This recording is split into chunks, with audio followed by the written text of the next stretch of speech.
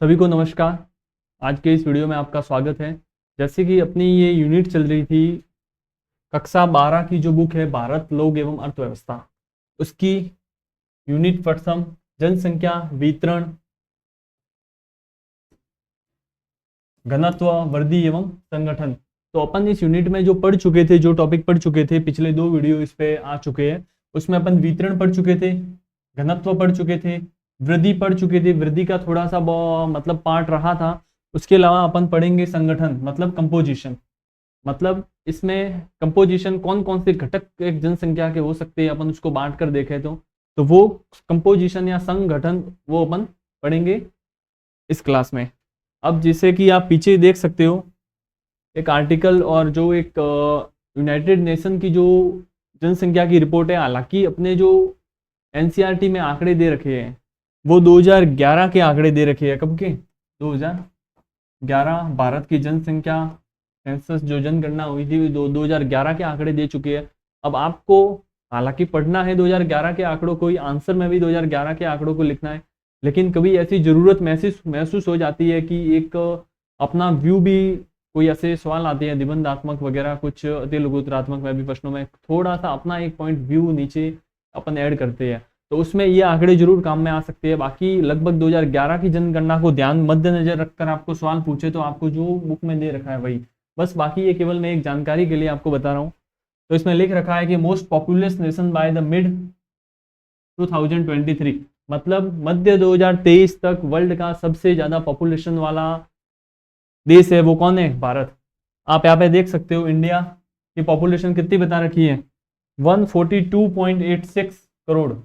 142.86 मतलब 142 करोड़, 142 करोड़ और 86 लाख किसकी पॉपुलेशन है? इंडिया की। अब चाइना की किधर है देखो आप, 142.57 करोड़, मतलब इससे क्या है, ज्यादा है भारत की। और कब ये कंपटीशन इससे आगे भारत कब निकल गया? मध्य 2023 तक चाइना को पीछे छोड़ दिया। लेकिन वर्तमान में भारत की जनगणना अपन जो भारत सरकार के आंकड़े हैं उसमें 2011 की है, इसलिए अपन को 2011 के आंकड़ों को लेकर ही आंसर भी लिखना है।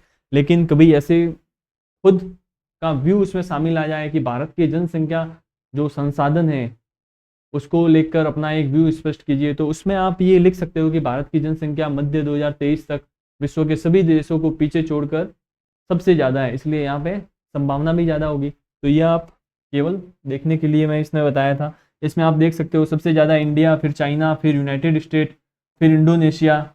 ये आपको थोड़ा क्रम याद भी रहना चाहिए, बस एक जानकारी के लिए कि सबसे ज़्यादा इंडिया, फिर चाइना, फिर यूनाइटेड स्टेट, फिर इंडोनेशिया, फिर पाकिस्तान, फिर नाइजीरिया, फिर ब्राज़ील और बांग्लादेश। ये बहुत इंपॉर्टेंट है, आगे तैयारी की दृष्टि से भी आप देखें तो ये नाम बिल्कुल बहुत इंपॉर्टेंट है, आप अच्छे से लिख सकते हो। लिखने में आप आगे का ज़्यादा मत लिखना, भारत चाइना का लिख लेना, बाकी केवल नाम लिख लेना कि इंडिया से चाइना से ज़्यादा इंडिया, यूनाइटेड स्टेट्स से ज़्यादा चाइना, ऐसे करके लेस देन मोर देन करके लिख लेना। फिर इसके बाद लिखा है कि 29 लाख किसकी ज़्यादा है? भारत की। किससे? चाइना की, जो कि आप इधर देख सकते हो। फिर India has world largest youth cohort 5.4 crore in 15 to 24 age. ये रिपोर्ट है UNFPA state of world population report 2023। इसमें ये बताया गया है कि भारत में 25.4 करोड़ लोग हैं, वो 15 से 24 साल की जो एज है उनके बीच की है, मतलब एक युवा आबादी का बहुत बड़ा हिस्सा भारत की जनसंख्या में है। 68% of India in 15 to 64 age group, only 7% above, मतलब कि 7% जो जनसंख्या है वो केवल कितनी है? 65 की जनसंख्या से ऊपर है, तो अधिकतर युवा आबादी वाला एक देश है। तो ये जो रिपोर्ट थी वर्ल्ड पॉपुलेशन रिपोर्ट 2023, ये आप देख सकते हो। अब अपन आगे बात करते हैं, ये केवल जानकारी के लिए बात बताइए, आप एक कॉपी में अपने नोट कर लेना।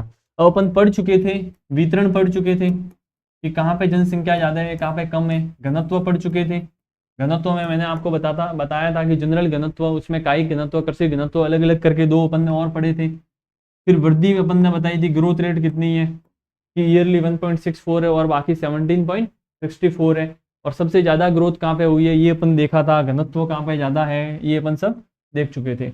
अब जो बाकी रहा था, जहाँ से छोड़ा था वहाँ से मैं स्टार्ट करता हूँ, यहाँ से। इसमें ये बताना था, अपन ने जनसंख्या वृद्धि पढ़ ली थी, लेकिन वृद्धि की प्रॉपर्टी क्या है, कौन से स्टेट, जैसे कि आप भारत देखोगे तो भारत का जो हिस्सा है वो काफी फैला हुआ मतलब उपमहाद्वीप है। भारत देश भी वैसे देखे तो काफी फैला हुआ है। तो आप देखोगे तो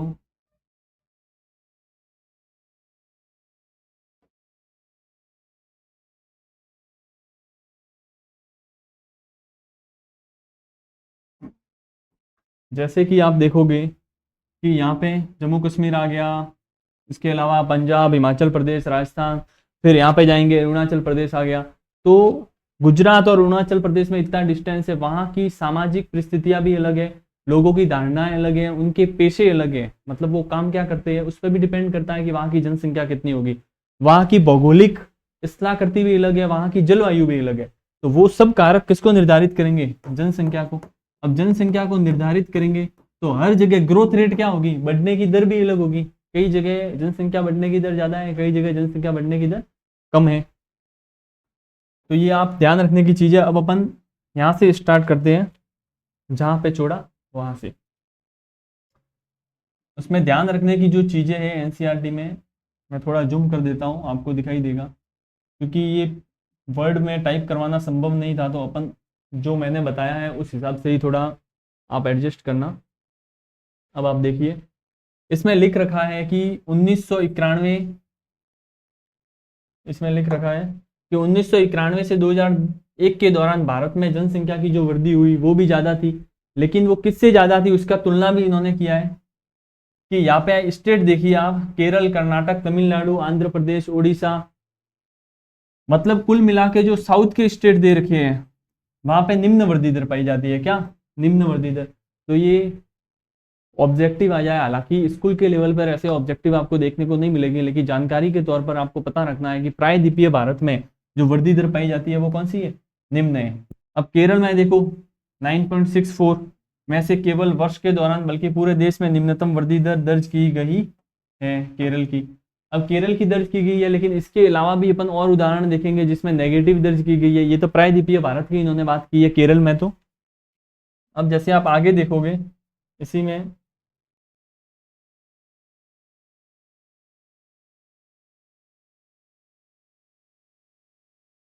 अब देखिए इसमें दे रखा है कि जो भारत का उत्तरी मैदान है, जो भारत का उत्तरी मैदान, ये वाला मतलब हिस्सा, ये वाला हिस्सा भारत का जो उत्तरी मैदान है, ये वाला। फिर इसमें बताया रखा है कि भारत का उत्तरी पश्चिमी हिस्सा, मतलब ये वाला राजस्थान। उत्तर पश्चिम क्या होगा, यदि किसी को दिशा पता नहीं हो तो मैं आपको जानकारी के लिए बता देता हूँ। मानचित्रण के हिसाब से अपन दिशा देखें तो ये होती है उत्तर दिशा, ये होती है दक्षिण दिशा, ये पूर्व दिशा होती है, और ये पश्चिम दिशा होती है। क्लास 12 के हिसाब से वीडियो है तो छोटी चीज भी अपन कवर करते हुए चलेंगे। अब इसमें लिखा है कि भारत के उत्तर पश्चिमी, तो कौन सा हिस्सा आ गया, उत्तर और पश्चिमी। यहाँ पे देखिए आप, उत्तर और पश्चिम इनके बीच का हिस्सा, तो उत्तर और पश्चिम इसके बीच का कौन सा हिस्सा उत्तर पश्चिम में आ गया, राजस्थान। तो भारत का उत्तर पश्चिमी और उत्तरी में कौन सा, पूरा ऊपर वाला हिस्सा आ गया। आप इसको ध्यान रखकर देखिए कि जो मैंने दिखा रखा है इसकी लोकेशन, वो आपको इधर अप्लाई करनी है, उससे आपको पता लगेगा। और मध्य, उत्तर मध्य बीच का हिस्सा आ गया। राज्यों की अपेक्षा उच्च वृद्धि दर पाई जाती है, दक्षिण राज्यों की अपेक्षा उच्च वृद्धि दर पाई जाती है। इसमें यह लिखा है कि भारत का जो उत्तरी हिस्सा है, उत्तर पश्चिमी हिस्सा है, मध्य का हिस्सा है, ये हिस्से की जो वृद्धि दर है, जनसंख्या बढ़ने की दर, मतलब कितनी बढ़ रही है, वो प्रायद्वीपीय दक्षिण वाले भाग है उनसे क्या है, ज्यादा। तो आपके एक फैक्ट ये तैयार हो गया कि जो उत्तर वाले राज्य है, उत्तर के हो गए, उत्तर पश्चिम के हो गए, और मध्य पूर्व के हो गए, उत्तर पश्चिम के हो गए और उत्तर मध्य हो गए, मतलब ये वाले राज्य, यहाँ पे जनसंख्या वृद्धि की दर किससे ज्यादा है, साउथ के जो राज्य है वो उससे ज्यादा है। तो ये ध्यान रखने का ये बाकी आपको ज्यादा आंकड़ों में नहीं पढ़ना है। अब इससे अपन आगे जाते हैं तो आप देखो, ये एक अच्छा फैक्ट है। इसमें लिख रखा है कि वर्ष 2001 से 2011 के दौरान सभी राज्य तथा केंद्र शासित प्रदेशों में पिछले दशक की तुलना में जनसंख्या वृद्धि दर क्या रही है, धीमी रही है। आप कर देते हैं एक बार, देखिए अब आपको ये मैं बता ही चुका हूँ कि भारत में 10 साल में जनसंख्या की गणना की जाती है, 10 साल में गणना की जाती है। अब आप देखिए 2001 में जनगणना हुई, 1991 में हुई, 2001 में हुई, 2001 के बाद में कब होगी, 2011 में होगी। ठीक है, तो जो आंकड़े निकले उसमें 1991 से 2001 के बीच में जनसंख्या में कितना उछाल आया वो, और 2001 से 2011 में वापस अपन चेक करेंगे 10-10 साल पे कि पहले जनसंख्या मान लो कि कहीं पे 100 थी 1991 में, 2001 में बढ़ गई 150, फिर अपन देखेंगे 150 बढ़ गई, तो इसके अलावा फिर अपन देखेंगे आगे तो हो गई कि 2011 में कितनी हो गई 300। तो जो बड़ा है दोनों के बीच कितना बड़ा 50। ये वृद्धि भी मैंने आपको निकालना बताया था कि बेसिक ईयर नीचे रखते हैं, आधार वर्ष पे कितना बढ़ोतरी हुई है वो ऊपर रखते हैं, गुणा 100। जनसंख्या वृद्धि दर हमेशा किस में मापी जाती है, परसेंटेज में। तो यहाँ पे एक ये फैक्ट लिखा हुआ है कि वर्ष 2001 से 2011 के दौरान, मतलब 2001 से 2011 के दौरान, मतलब पिछले 10 सालों में 2001 से 2011 के दौरान जो वृद्धि हुई है वो किससे ज्यादा है, 1991 से 2001 की तुलना में वृद्धि हुई है। 2001 से 11 के दौरान सभी स्टेट देखे अपन और केंद्र शासित प्रदेश सभी की बात की है। कई बार सवाल होता है कि केवल राज्यों को बताता है कि केवल राज्यों की बात कर रहा है, लेकिन भारत के सभी स्टेट एवं केंद्र शासित प्रदेश देखे, उनमें जो वृद्धि हुई है वो किससे धीमी है, 1991 से 2001 के बीच में जो वृद्धि हुई थी उससे धीमी है। मतलब कहने का शॉर्ट में आप ये समझो, ये जो लाइन है इसका अर्थ कि 1991 और 2001 इनके बीच में जो जनसंख्या वृद्धि दर रही वो ज्यादा थी, किससे, 2001 से 2011 के बीच में वृद्धि दर हुई उससे क्या थी, ज्यादा। क्योंकि वास्तव में देखे तो जनसंख्या वृद्धि का विस्फोट का काल था। भारत के संदर्भ में अपन ने 4 स्टेज भी पिछले में पढ़ी थी, उसमें विस्फोट का काल 81 तक रहता है। तो 81 तक का प्रभाव कहाँ तक दिखाई दे रहा है, 91 तक भी दिखाई दे रहा है। तो ये फैक्ट आपके एग्जाम 12th के हिसाब से तो ठीक है, आप आंसर में शामिल कर सकते हो। बाकी एक अच्छे एग्जाम के लिए ऑब्जेक्टिव में भी, स्टेटमेंट में भी ये आने जैसा है। तो ये अपन ने पढ़ लिया। इसके अलावा जाते हैं अपन नेक्स्ट स्लाइड पे।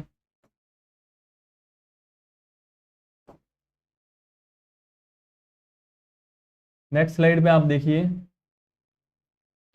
इसमें बता रखा है कि पिछले स्लाइड में जैसे अपन ने बातें की थी कि जो भारत की युवा पॉपुलेशन है, जो यूनाइटेड नेशन की पॉपुलेशन रिपोर्ट है उसके हिसाब से 25 करोड़ जनसंख्या है वो बहुत यंग एज की है, और 7% जनसंख्या है वो केवल 65 की से ऊपर की है। और तो भारत की 2011 की जनगणना इसके बारे में क्या कहती है वो अपन देखते हैं। भारत की जनगणना कहती है कि किशोरों की आयु इसने कितनी बताई है, 10 से 19।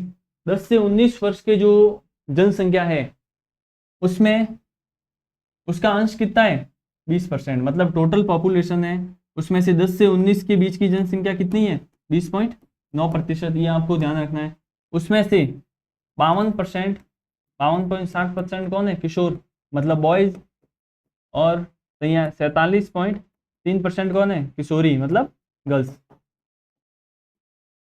मान लो इसका ये परसेंटेज है, मतलब जो 10 से 19 की है पॉपुलेशन वो टोटल में से 20% है। मतलब यदि कोई 100 लोग हैं मान लो भारत की पॉपुलेशन, तो उसमें से 20.9 लोग कौन है, 10 से 19 के बीच में।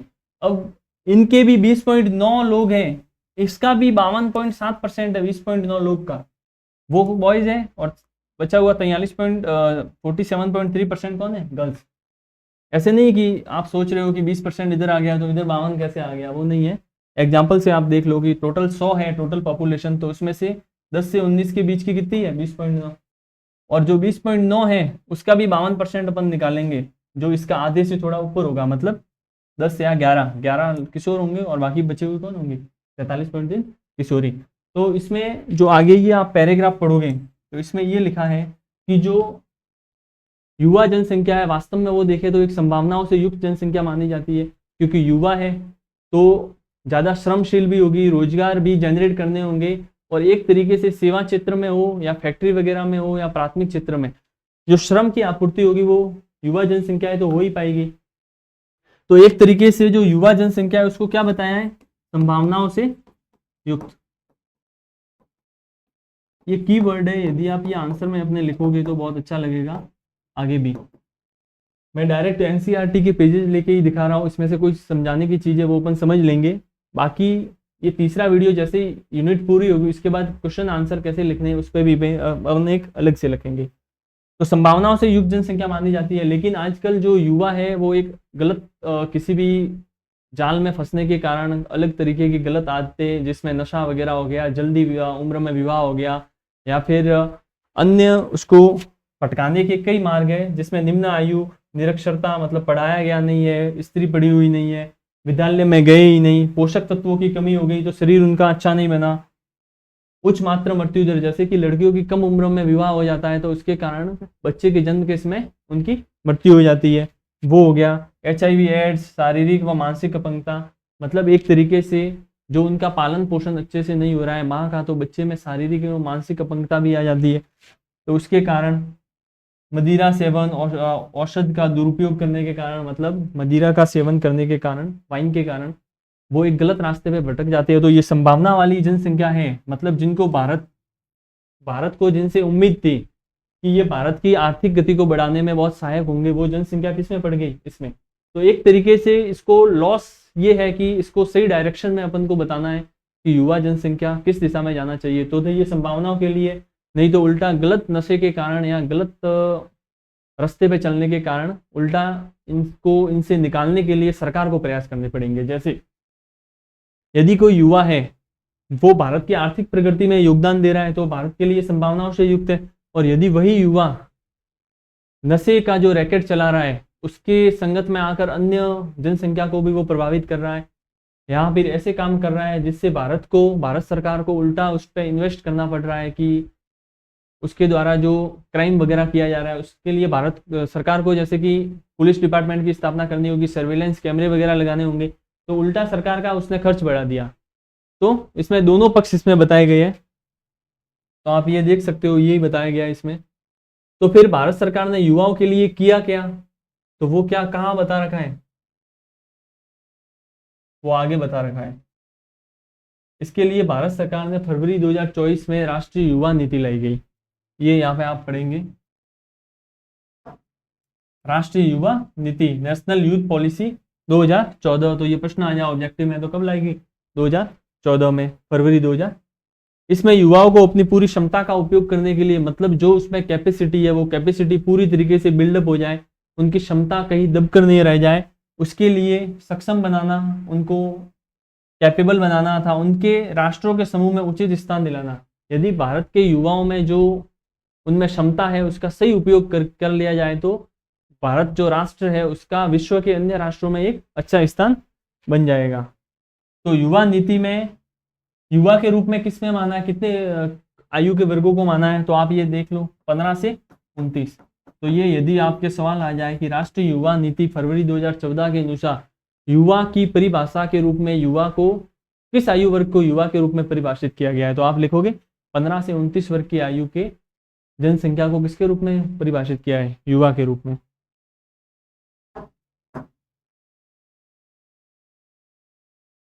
अब युवा नीति बना ली, उसको सक्षम करने के लिए, तो सक्षम करने के लिए प्रोग्राम भी चलाने पड़ेंगे। तो एक भारत सरकार ने 2015 में एक प्रोग्राम चलाया, कौशल विकास तथा उद्यमता नीति बनाई गई।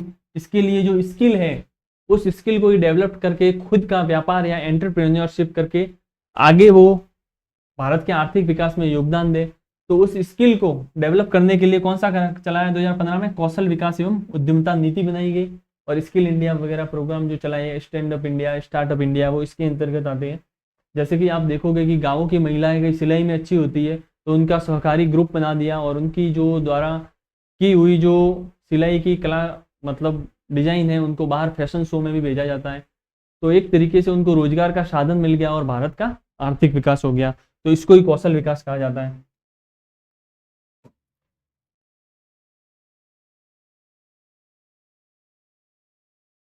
अब आगे आगे दे रखा है कि जनसंख्या की वृद्धि होती है उसमें अलग अलग भिन्नता है, सामाजिक समस्याओं को भी उजागर करती है। यदि कहीं पे जनसंख्या की वृद्धि दर में भिन्नता है तो मतलब कई जगह सामाजिक समस्या होती है उसके कारण भिन्नता है।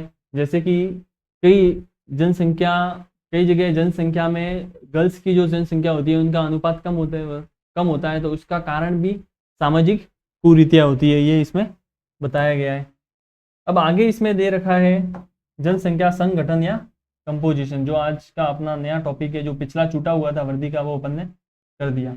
अब जनसंख्या संगठन क्या है, अब संगठन को किस किस तरीकों से बांटा गया है, इसमें लिख रखा है कि जैसे कि जनसंख्या का विश्लेषण अपन ने पहले किया कि कहाँ पे ग्रोथ ज़्यादा है, कहाँ पे फैली हुई जनसंख्या कहाँ पे ज़्यादा है, जनसंख्या की ग्रोथ, फैली हुई घनत्व कहाँ पे ज़्यादा है। अब अपन देखेंगे किस आयु वर्ग के लोग ज़्यादा है, लिंग के आधार पर कौन ज़्यादा है, निवास स्थान के आधार पर कौन ज़्यादा है, जैसे शहरों में कितने लोग रहते हैं, गाँवों में कितने रहते हैं, जनजाति, इतनी भाषा बोलने वाले लोग कौन से हैं, वो भाषा बोलने वाले लोग कौन से हैं, धर्म के आधार पर कितने कितने लोग हैं। तो एक तरीके से यदि टोटल जनसंख्या है तो उसमें अलग अलग टाइप के जो लोग हैं, जैसे कि ये हिस्सा हिंदू धर्म है तो ये क्रिश्चियन है, ऐसे अलग अलग तरीके के जो है, जैसे कि अपन देखें इसमें से ये 15 से 29 की युवा आबादी है, थोड़ी वाली छोटी वाली देखें तो वो वृद्ध आबादी है। और इसमें जैसे कि इस कंपोजिशन में अपन देखें कि वैवाहिक कितने लोग हैं, उसमें इतने हैं। तो एक तरीके से वो उसका संगठन है टोटल बना हुआ किससे है, तो वो अलग अलग भागों में देख के उसका विश्लेषण करते हैं। तो ये टॉपिक आएगा किसमें, जनसंख्या संगठन या पॉपुलेशन कंपोजिशन। अब आगे अपन आते हैं जनसंख्या संगठन में।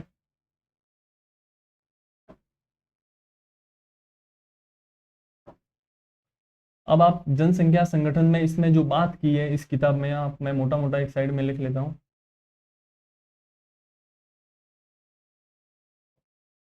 जनसंख्या संगठन में इसने बात की है वो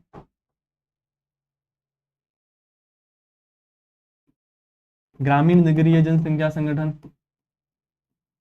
ग्रामीण नगरीय जनसंख्या संगठन। इसके अलावा अपन देखें तो भाषाई आधार पर जनसंख्या संगठन, भाषाई आधार पर। इसके अलावा अपन देखें तो धार्मिक आधार पर। इसके अलावा अपन देखें तो श्रम के आधार पर, मतलब श्रमशील जनसंख्या है उसके आधार पर कितने लोग रोजगार में लगे हुए हैं कितने नहीं है। तो अपने एक बुक में अपन पॉपुलेशन का कंपोजिशन देखेंगे, उसके प्रकारों को देखेंगे तो किसके आधार पर देखेंगे कि जनसंख्या में कितने ग्रामीण है कितने नगरीय है, ग्रामीण जनसंख्या कौन से स्टेट में ज़्यादा है कौन से में कम है, नगरीय कौन से स्टेट में ज़्यादा है। उसके अलावा सेकंड देखेंगे कि भाषा, सबसे ज़्यादा भाषा बोली जाती है वो कौन से बोली जाती है, वो अपन देखेंगे। उसके अलावा धर्म के आधार पर अपन देखें तो धर्म का जो वितरण है, कौन कौन से धर्म है, कितने परसेंटेज लोग रहते हैं वो अध्ययन करेंगे। और कितने लोग कौन से सेक्टर में लगे हुए हैं श्रम के आधार पर, वो अपन डिसाइड करेंगे। तो इस टॉपिक में यही चीज़ें थी, 4 आधार पर अपन आगे देखना है। और ये पार्ट फिर उसके बाद क्या हो जाएगा पूरा।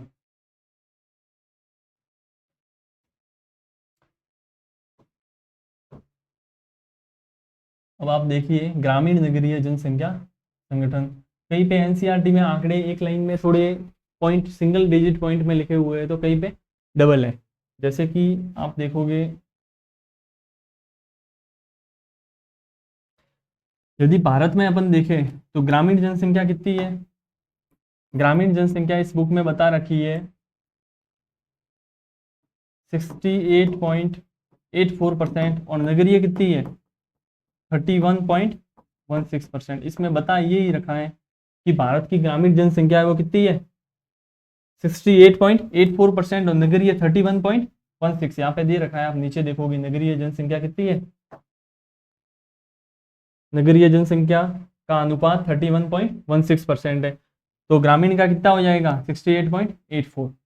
इसके अलावा इसमें एक चीज़ और लिखी हुई है, बिहार था सिक्किम जैसे राज्यों में ग्रामीण जनसंख्या का प्रतिशत बहुत अधिक है और गोवा और महाराष्ट्र में। तो आप ये एक बार देख लेना, ये वाला पॉइंट है वो।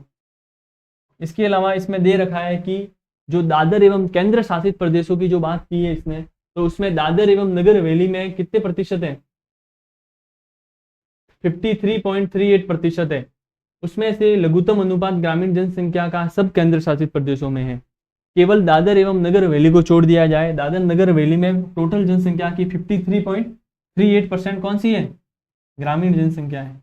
बाकी सब केंद्र शासित प्रदेश, जिसमें आप कोई भी जितने सारे केंद्र शासित प्रदेश है अपने, उसमें से दादर नगर हवेली को छोड़ के सब में ग्रामीण जनसंख्या क्या है कम। तो ये अच्छा फैक्ट आ गया, कोई भी कॉम्पिटिटिव एग्जाम में भी ये स्टेटमेंट में आ सकता है। अब इसमें आप देखोगे कि कई जगह गांव है वहाँ पे 200 लोग हैं और कई जगह बड़े गांव भी है 17,000 वगैरह लोग बताए इसमें। तो इसमें यही दे रखा था इस पेज में काम की चीज़, बाकी बस समझाने के दृष्टिकोण से है, लेकिन जो आंकड़े दे रखे हैं वो यही दे रखे हैं।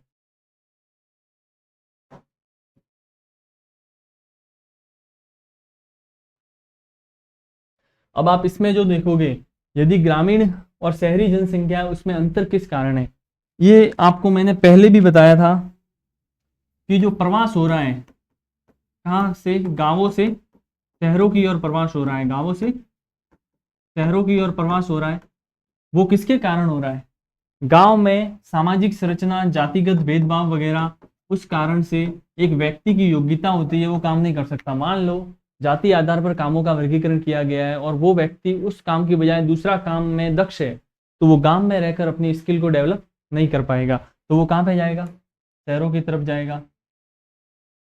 उसके बाद आर्थिक दशा, यहाँ पे पैसा भी कम है क्योंकि लोगों से डील भी कम होती है, जनसंख्या कम है इसलिए संभावनाएं भी कम है। तो आर्थिक पहलू भी रहता है वो कहाँ पे जाने का, गांवों से शहरों की ओर। समाज का पहलू भी रहता है, एक दर्रे को छोड़कर शहरों में सब संभावनाओं से युक्त एक सेम फील्ड मिलता है। जैसे आप गाँव में देखोगे तो कई ऐसी प्रथाएं हैं जिनका अभी कोई औचित्य नहीं है, लेकिन वहां पे उसको अपनी क्षमता दिखाने का एक सेम ग्राउंड मिलता है, सबको एक जैसा अवसर मिलता है। तो यहाँ पे दिखा रखा है कि मुख्य सड़कों पे, ये मैं हाईलाइट कर लेता हूँ, आप देख लेना। देखो, सामाजिकता आर्थिक दशाओं के संदर्भ में,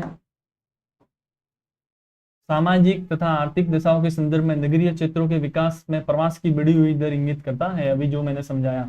उसके अलावा दे रखा है कि मुख्य सड़क का मिलन बिंदु है, मतलब जहां पे क्रॉस हो रही है सड़कें, वहां पे रेल मार्गों से सटे हुए क्षेत्रों में ग्रामीण नगरीय प्रवास सुस्पष्ट है। मतलब आपने देखा होगा यदि कोई बड़े शहर है उसके निकट वाले जो शहर होते हैं आसपास के 200 400 500 किलोमीटर तक से, तो वहां पे लोग उस शहर में अपनी आजीविका के लिए जाते हैं। तो और उसके अलावा यदि कोई रेलवे का जो पटरी है, आसपास के गांवों तक रेलवे की सुविधा है तो वो लोग वहां तक पहुंचते हैं, सड़क की सुविधा है वो लोग वहां पे पहुंचते हैं। तो इसमें क्या लिख रखा है, एक और कृषि की दृष्टि से प्रगति रुद्ध मध्य तथा निम्न गंगा के मैदानों में दूर दराज के पहाड़ी जनजातीय क्षेत्रों में बाढ़ संभावित क्षेत्रों में नगरीकरण का निम्न स्तर रहता है। मतलब जहाँ पे कृषि का एरिया ज्यादा है, कृषि की पैदावार मिल रही है, वहां पे श्रमिकों को वहीं पे रोजगार मिल जाता है। इसलिए जो सिंचित क्षेत्र है जहाँ पे पानी है वो लोग बाहर जाने की नहीं करते, वो आसपास के एरिया में ही अपनी मजदूरी कर लेते हैं। वो एरिया कौन कौन से है, निम्न गंगा का मैदान तेलंगाना हो गया, असिंचित पश्चिमी राजस्थान, उत्तरी पूर्व के दूर दराज क्षेत्र के जनजाति क्षेत्र, बाढ़ संभावित क्षेत्रों में नगरीकरण का स्तर निम्न पाया जाता है। मतलब वो लोग बाहर जा रहे हैं लेकिन वहां पे कोई नहीं आ रहा है, ठीक है, क्योंकि संभावनाएं क्या है यहाँ पे, शून्य है। इसके अलावा आप देखोगे ये अपन ने बात कर ली किसकी, ग्रामीण नगरीय जनसंख्या की। प्रवास को मैंने आपको बता दिया है, ये अंडरलाइन बता दी है, आप ये अच्छे से पढ़ोगे। जो मिलन बिंदु और ये शहर भी दे रखे हैं, मुंबई, कोलकाता, जालंधर, तो ये आप देख सकते हो। इसके अलावा अपन आगे देखते हैं इसमें भाषाई संगठन। अब अपन ने वर्गीकरण किया था वो किसके आधार पर किया था, कि मतलब ग्रामीण जनसंख्या किधर ज़्यादा है, नगरीकरण कितना है, नगरीय जनसंख्या कितनी है, उसके पीछे कारण क्या थे। तो अब अपन आगे इस पार्ट में बढ़ते हैं। तो इस पार्ट में बताया गया है, ये ऑल एग्जाम की दृष्टि से तो है, ये 12वीं में तो आप है ही है, बाकी कॉम्पिटिटिव एग्जाम में भी अच्छे सवाल यहाँ से आ सकते हैं। तो भाषा का वर्गीकरण, मतलब भारत में जो टोटल भाषा है यदि आप देखोगे तो भारत के संविधान में कितनी, 8वीं अनुसूची में, 8वीं अनुसूची में भाषाओं को दर्जा दिया गया है। जिनको भाषाओं को दर्जा, संवैधानिक दर्जा दिया गया है वो कौन सी अनुसूची में, 8वीं अनुसूची में। इसमें पहले से भाषाएं थी लेकिन उसके बाद में संविधान में संशोधन करके कई भाषाएं जोड़ दी गई। आजकल राजस्थानी को भी शामिल करने का इसमें प्रयास चल रहा है, अभी तक हुई नहीं है। तो 8वीं अनुसूची में आप देखोगे कि 1967, 1992 और 2004 ये अमेंडमेंट करके और भी बहुत सारी भाषा जोड़ी गई इसमें। और अभी टोटल इस अनुसूची में भाषा देखे तो कितनी है, 22 भाषा है। और लास्ट में जो जोड़ी थी भाषा, वो भाषा कौन कौन सी थी, आप एक बार देख लो, काम की चीज है तो।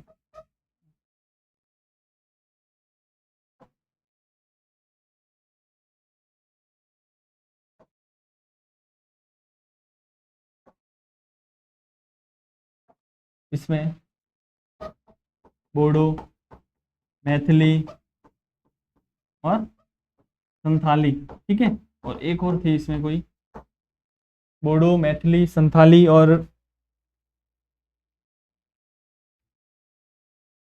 इसमें एक और थी, मैं अभी आपको बताता हूँ।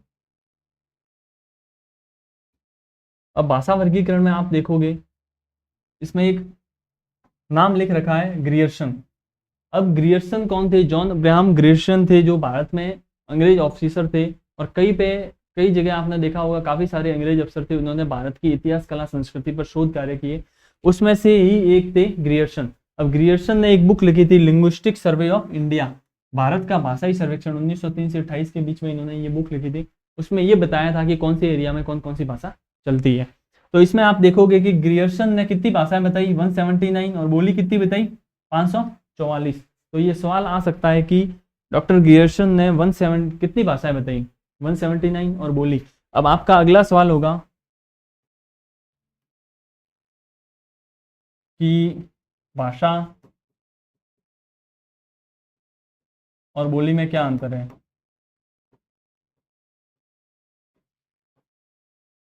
भाषा और बोली में क्या अंतर है? जैसे कि आपने देखा होगा कि एक भाषा, जैसे अपने यहीं का उदाहरण अपन ले तो भाषा आपने देखती है मारवाड़ी, तो मारवाड़ी में भी जैसे आप आस पास के एरिया की तरफ जाते हैं तो हर जगह भाषा का एक क्या है, वहाँ का एक्सेंट अलग है, लहजा अलग है बोलने का, कुछ शब्द होते हैं वो मिलते हैं लेकिन काफ़ी भी क्या होते हैं, अलग होते हैं। बोला भले ही उस चित्र को पूरा मारवाड़ जाता है, यदि आप गुजरात टच की तरफ जाओगे तो कई गुजराती मिक्स में वर्ड आएंगे। प्योर मारवाड़ की तरफ, जोधपुर, नागौर की तरफ जाओगे तो अलग भाषा होगी, बाड़मेर में थोड़ी अलग होगी, जालोर में अलग होगी, पाली में अलग होगी।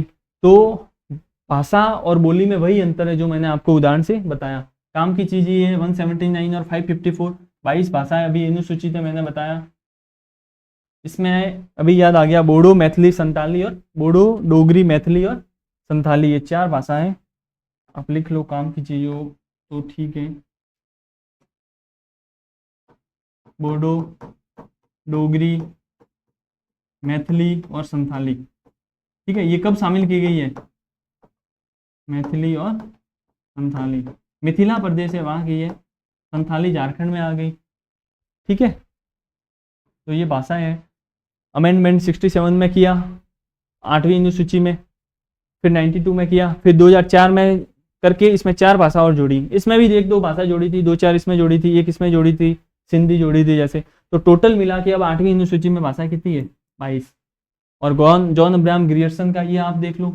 अब हिंदी बोलने वालों का जो प्रतिशत है वो क्या है, सर्वाधिक, ये लिखा हुआ है। और कम प्रतिशत किसका है, संस्कृत, बोडो और मणिपुरी बोलने वालों का प्रतिशत क्या है, कम। ये 2011 का सर्वे के अनुसार बताया गया है। अब भाषा का जो वर्गीकरण है, कई भाषा वैज्ञानिक होते हैं, एक भाषा को कौन सी भाषा किस भाषा समूह से जुड़ी हुई है, तो उसके लिए कई ने एक अपना अपना वर्गीकरण दिया है। तो आगे एक छोटा वर्गीकरण दे रखा है, वो अपन देखेंगे, और ये भाषाई वर्गीकरण क्या हो जाएगा पूरा। इसमें बस इतना ही दिया हुआ था। आप मेन चीज़ ये याद रखना, ये एग्जाम में आती है।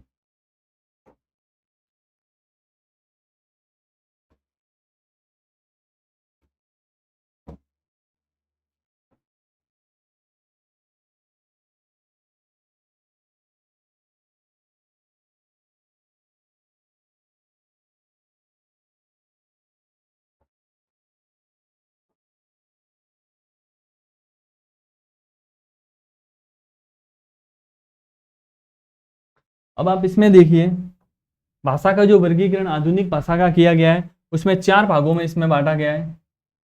एक आस्ट्रिक या निषाद, द्रविड़, चीनी, तिब्बती, किरात व भारत यूरोपीय, इसको भारोपीय भी बोला जाता है, संधि हो जाएगी तो भारोपीय भाषा। तो भारोपीय भाषा कितनी है, 73% है, वो भारोपीय भाषा के अंतर्गत आती है वर्ल्ड की टोटल। अभी ये वर्गीकरण किसने किया है, एजाजुद्दीन अहमद का सामाजिक भूगोल सॉरी सामाजिक भूगोल बुक है, उसमें ये वर्गीकरण किया गया है। तो इस वर्गीकरण में ये 4 टाइप परिवार बताए गए हैं, भाषा के परिवार, मतलब जहाँ से उत्पत्ति हुई है 4 परिवार बांटा है। उसमें भारत यूरोपीय भाषा है, आर्य जिसको बोलते थे, वो 73% है। इसका उप परिवार मतलब इसी का हिस्सा है इंडो आर्य, उसमें फिर वापस शाखा आ गई, इसमें ईरानी आ गई जिसको बोलते हैं फारसी। और एक जो भाषा है, ये कई बार प्रश्न आ जाता है, दर्दी। दर्दी जो शाखा है, दर्दी के अंतर्गत कौन सी भाषा आती है, जम्मू कश्मीर में जो बोली जाती है वो भाषा कौन सी शाखा के अंतर्गत आती है, दर्दी। और भारतीय आर्य भाषा में आपको देखेंगे, आप देखोगे कि ये इतने सारे राज्यों में जो बोली जाती है वो कौन सी बोली जाती है, भारतीय आर्य। अब भारतीय आर्य में भी अपन भाषा का वर्ग देखें तो आप यहाँ पे देखो जम्मू कश्मीर, पंजाब, हिमाचल, राजस्थान वगैरह, तो इसकी उत्पत्ति कौन सी ऐसी हुई है, भारत यूरोपीय, मतलब भारोपीय। अब यहाँ पे आप देखोगे द्रविड़, द्रविड़ 20% का करते हैं, तो इसमें दक्षिण, मध्य एवं उत्तर द्रविड़ इसकी शाखाएं बताई गई है। इसमें आप देखोगे तो तमिलनाडु, कर्नाटक, मतलब साउथ का जो हिस्सा है वो उसका जुड़ाव किससे है, द्रविड़ से। फिर आस्ट्रिक भाषा में दो भागों में आस्ट्रिक भाषा परिवार है, उसको दो भागों में बांटा गया है, आस्ट्रो एशियन व आस्ट्रोनेशियन। इसमें फिर ये वाक चित्र बताए गए हैं। तो कुल मिला के 12th के दृष्टिकोण से देखें तो आपको इतना देखने का नहीं है, आपको केवल देखना है वो भारत यूरोपीय भाषा 73% आप देख लेना, दर्दी का वाक चित्र जम्मू कश्मीर चित्र में, ये ध्यान रखना। और द्रविड़ है वो किसमें, साउथ के जो स्टेट है उसमें है। और आस्ट्रिक किसमें, मेघालय, अंडमान निकोबार, भारत के बाहर है, उसमें आस्ट्रिक है। उसके अलावा चीनी तिब्बती है, उसको किरात 0.85%, तो उसमें चीनी, तिब्बती, म्यांमारी एवं सियामी चीनी दो भागों में बांटा है। तो इसमें वो एरिया आ जाएंगे जो किससे जुड़े हुए हैं, जो चीन के साथ सीमा बनाते हैं राज्य, उसमें ये बोली जाती है। उसमें भाषा कौन कौन सी आएगी आप देख लो, हिमाचल प्रदेश हो गया, सिक्किम हो गया, अरुणाचल प्रदेश, असम, मणिपुर, त्रिपुरा, मेघालय, इसमें ये चीनी तिब्बती वाला भाषा परिवार आएगा, उसकी भाषाएं बोली जाएगी। तो ये 4 भागों में वर्गीकरण है, एजाजुद्दीन अहमद का सोशल ज्योग्राफी बुक है, उसके आधार पर मैंने ध्यान रखने की चीजें इसमें से आपको बता दी है। अब इसमें रहा है अपने एक तरीके से देखो तो 50% जनसंख्या संगठन का पढ़ लिया अपन ने, इसमें थोड़ा बहुत रहा है, वीडियो लेक्चर लंबा ना हो जाए इसलिए अपन आज यही समाप्त करते हैं। तो आज आपने जो पढ़ा है उसमें जनसंख्या संगठन या पॉपुलेशन कंपोजिशन में अपन ने देखा नगरीय एवं ग्रामीण जनसंख्या, फिर दूसरा अपन को कौन सा देखा है, भाषाई वर्गीकरण। अब आगे अपन देखेंगे धार्मिक और श्रम का जो है वो अपन देखेंगे कितनी जनसंख्या कौन से में लगी हुई है। तो आप एक बार रिवाइज करिए, जो आपको मैंने हाईलाइट करवाया है वो आप नोटबुक में लिख सकते हो, और यही याद करने की चीज़ें और समझने की है। तो मिलते हैं अगले वीडियो में, और अगले वीडियो में उसके साथ प्रश्न का भी शामिल ही बना देंगे, क्योंकि नॉर्मल 2 टॉपिक रहे हैं, धर्म का और श्रम का। बाकी इसके अलावा ये पार्ट पूरा हो जाएगा। तो मिलते हैं अगले वीडियो में, धन्यवाद।